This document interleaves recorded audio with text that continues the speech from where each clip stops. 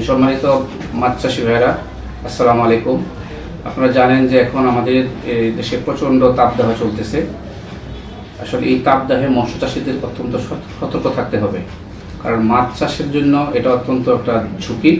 কারণ মাছের যে পুকুরের পানির তাপমাত্রা বেড়ে যাবে, এবং পানির তাপমাত্রা বেড়ে গেলে যে প্রধান সমস্যাটা হবে সেটা হলো পানি থেকে অক্সিজেন বের হয়ে যাবে, এবং মাছের পুকুরে যে সমস্ত পচন ক্রিয়া হয় সেই পচন ক্রিয়া বেড়ে যাবে।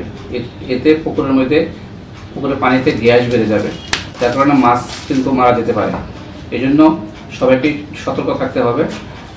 দিনের বেলায় একটু আন্ডারগ্রাউন্ড ওয়াটার, মোটর দিয়ে পানি দেওয়া, পুকুরের পানির গভীরতা একটু বাড়িয়ে রাখা।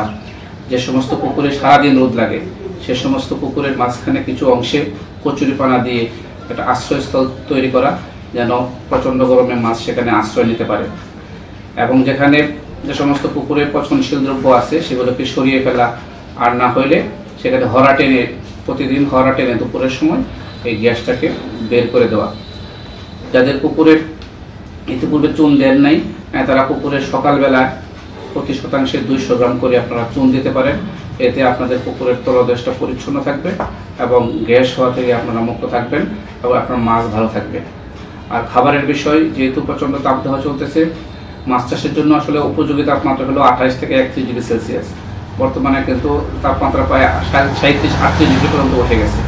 সুতরাং এই প্রচণ্ড তাপদাহে কিন্তু মাছের যে খাবারটা খাবে, সেই খাবারটা খেয়ে যে পায়খানা করবে সেটা পচন হয়ে পুকুরে পানির কোয়ালিটি নষ্ট করতে পারে। সেই জন্য খাবারের পরিমাণও কিছুটা কমিয়ে দিতে হবে।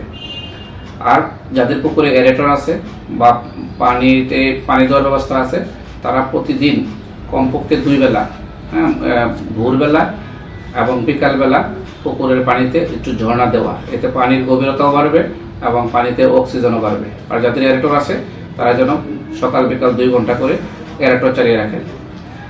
আর আমরা চাষিদের খোঁজখবর রাখতেছি, যারা হ্যাচারি মালিক আছেন তাদের হ্যাচারিতেও মাছের প্রজননের সমস্যা হতে পারে।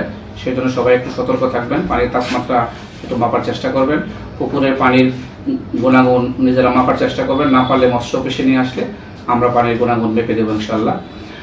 আর যে কোনো প্রয়োজনে আমাদের উপজেলা মৎস্য অফিসে যোগাযোগ করবেন। আমাদের যে ওয়েবসাইট আছে উপজেলার fisheries.gauripur.mymensingh.gov.bd, সেই ওয়েবসাইটে আপনাদের জন্য করণীয় বিষয়ক নির্দেশনা কিন্তু ওখানে দেওয়া আছে। যাদের সুযোগ হয় সেই ওয়েবসাইট আপনারা দেখতে পারেন, সেখানে আপনাদের করণীয় বিষয় বলা আছে, এবং আমাদের কন্ট্যাক্ট নাম্বার সেখানে আছে। যে কোনো সময় আপনারা আমাদের সাথে যোগাযোগ করতে পারেন। আপনাদের যে কোনো প্রয়োজনে পাশে থাকবো ইনশাল্লাহ।